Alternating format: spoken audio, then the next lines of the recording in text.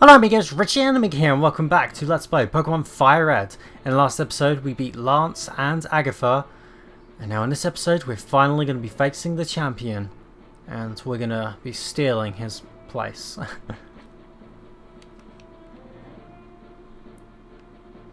Hey, Amigo! I was looking forward to seeing you, Amigo. My rival should be strong to keep me sharp. While working on my Pokedex, I looked all over for Pokemon. Not only that, I assembled teams that would beat any Pokemon type. And now, I'm the Pokemon League champion. Amigo, do you know what that means? I'll tell you. I am the most powerful trainer in the world. And with that said, we'll be facing the champion. And for the last time, we'll be facing our rival. It's going to be starting off with that Pidgeotto. Pidgeotto has the keen eye for details. And the moves Aerial Ace, Feather Dance, Sound Attack, and Whirlwind. Of course, we want to start off with our Raichu because Raichu has those electricity moves, and those electricity moves are strong against the Pidgeot. I probably should use Ether or something to get my PP up, but you know what? That's okay. Did that kill? That did kill indeed.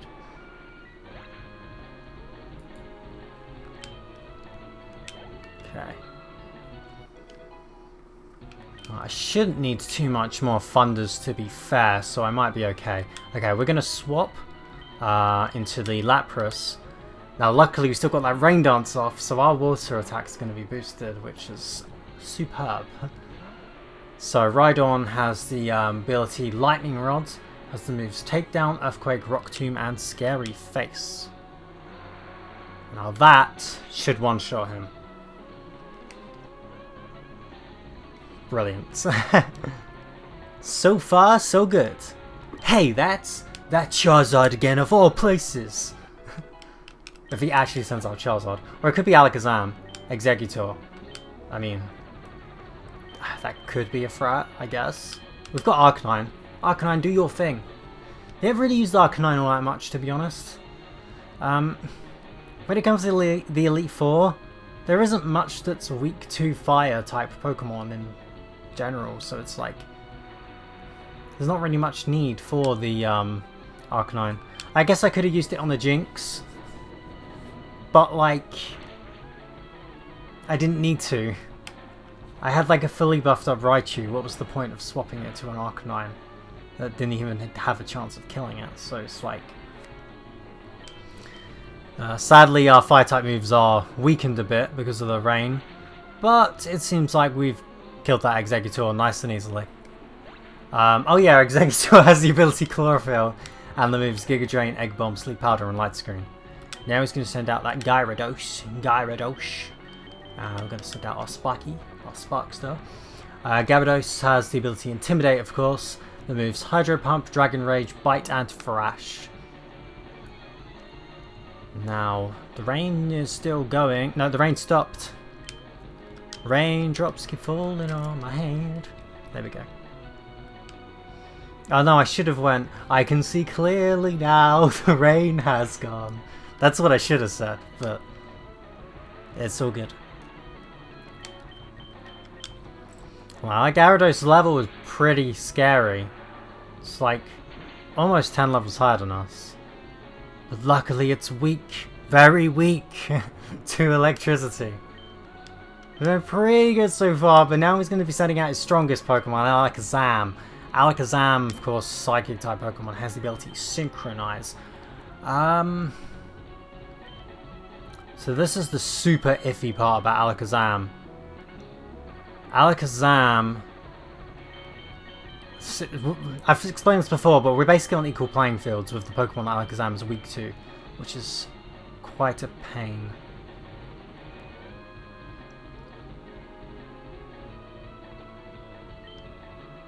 Go on. So Alakazam has the move Psychic, Future Sight, Reflect, and Recover. The Psychic being the most deadliest, of course.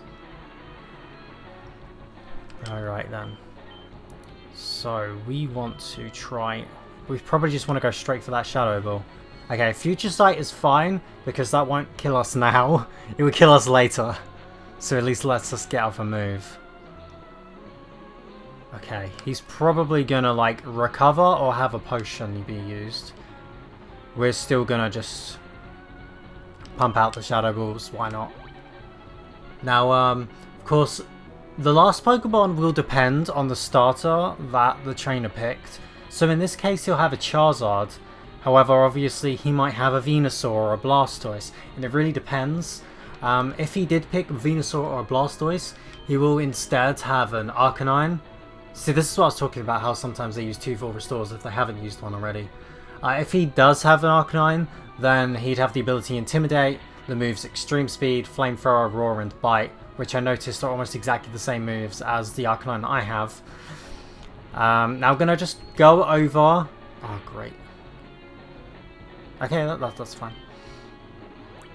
Another full restore. Let's just spam these things. Just pump them all out. Go on. So, if he picked Blastoise, his Blastoise would have a Citrus Berry as a hold item, the ability Torrent, and the moves Hydro Pump, Rain Dance, Skull Bash, and Bite. Skull Bash is basically like a stronger physical type move. And if he picked Venusaur, then he'd have the ability Overgrow, he'd hold the Citrus Berry once again. Can you please stop healing? Thank you very much. And the moves Solar Beam, Synthesis, Sunny Day, and Growth. Photosynthesis. Photosynthesis. However, he didn't pick those Pokemon. He picked the good old Charizard, which of course will be the Pokemon that we are fighting next. So, as what would make most sense, we're gonna swap into Lapras. Once again, he has the held item Citrus Berry, the ability Blaze, my favourite cat from the Sonic series. But what about Big the Cat? He also has the moves Fire Blast, Aerial Ace, Slash, and Fire Spin. And this Charizard's very strong. Fire Blast is a very strong move as well, as you've seen from the Arcanine. It's low PP, but does a high amount of damage. Okay. And that's that. I managed to beat that Charizard. No, that can't be. You beat me at my best. After all that work to become the league champ, my reign is already over? It's not fair. So, I honestly feel kind of sorry for this guy. He literally just became the champion like 5 minutes ago. And we've just overtaken his place. I never made any mistakes raising my Pokemon. Darn it, you're the new Pokemon League champion, although I don't like to admit it. Amigo! So you've won. Sincerely congratulations. You're the new Pokemon League champion. I totally wasn't just waiting outside the room for you to beat my grandson. You've grown up so much since you first left with Bulbasaur. Bulbasaur! I miss you already, Bulbasaur. Come back to me. Why do you do this? It's too soon, Oak. Why? That guy. I'm disappointed in you. I just love this line. It's just like, it's your grandson. It's just like, I'm disappointed in you. You were a mistake. I came when I heard you'd beaten the Elite Four, but when I got here, you had already lost. Okay, now it makes more sense why he's here. That guy, do you understand why you lost? You have forgotten to treat your Pokemon with love and trust. Without them, you will never become a champ again. Why is champ in capitals? You understand that your victory was not just your own doing. The bond you share with your Pokemon is marvelous. Amigo, come with me. I told you it's a team effort. It's not just one Pokemon. It's a team effort, guys. Ahem. Congratulations, Amigo.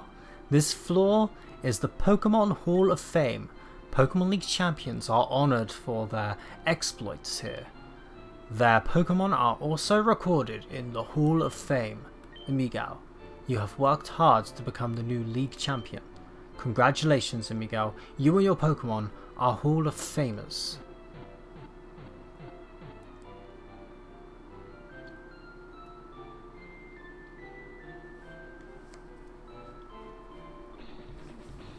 And after a quick save, we'll be going over our team once more. Got Sparky, good old Raichu, Morgana, the Golbat that always wants to go to sleep, Jengar the Gengar, Mimian, our perfect Calm-Mind abuser, Lapras Doe, our good old tank, and Arcanine, I barely used you. Welcome to the Hall of Fame. Finally did it, guys. After all that work, we're here. The champion of the Kanto region. All that's left is to catch them all. And right at the end, we got ourselves a nice little cutscene. That guy's just ran off upset, but he's going to train harder, see if he can become champion again. Say our farewell to Oak, and we take in the sights and everything we've experienced so far, look back on our victory from the Elite Four, and take our road back to the older routes that we've explored, as we will be catching the rest of the Pokemon. However, at the moment we are sitting through those credits scenes, and this is usually the cue for when I explain how much I love this game, or maybe I don't like this game, maybe I hate this game so much and I just felt like recording it. You know what? Plot twist, guys. This is my least favourite game I've ever played. It's the most glitchiest mess. It's so polished that it becomes glitchy. No, I'm kidding. I love this game so much. This is like one of the Pokemon games I've replayed the most, including Leaf Green into that, because I usually replay Leaf Green. It just... Gen 1 in general, I just really like the way the world is, because it doesn't feel like super linear and you have to go onto like one strict road. There are many like different places you can go to, especially once you get to the second half of the game. It's literally just like, okay, you're here. Would you like to go this way, this way, this way, this way? You know, but would you like to do this gym before this gym before that gym?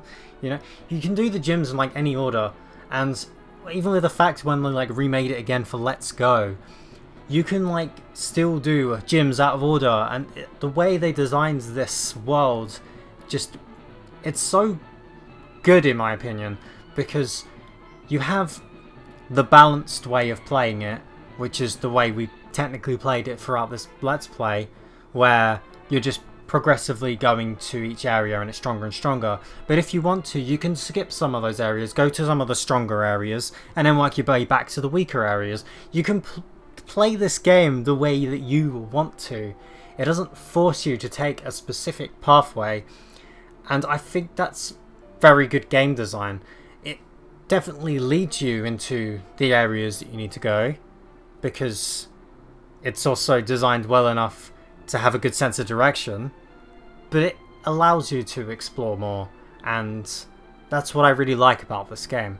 Not only that, but with the way the HMs are designed, like they're okay in this game. There's not an overabundance of HMs, and I like the fact that you can like trade over Pokemon to use HMs before you can get the HMs, because you will have the badge that lets you use them before you get the HM in some cases, and I think that's clever design in that case. And it also led to like those mysteries of having the Mew under the truck near the SSN and whatnot, and having to go there later instead of, you know, when you initially go there. Honestly, the whole entire mystery, like behind a lot of the rumors and stuff from the original generations, was really, really fascinating, and I feel like this is just the perfect experience, because it takes what was awesome from the original games but perfects it with the really cool battle system from Ruby and Sapphire, but it just overall has like a better world than Ruby and Sapphire, in my opinion. There are a couple of like areas where it's a bit iffy. Like, it kind of holds your hand a little bit too much, and you can only use Kanto region Pokemon for the main game.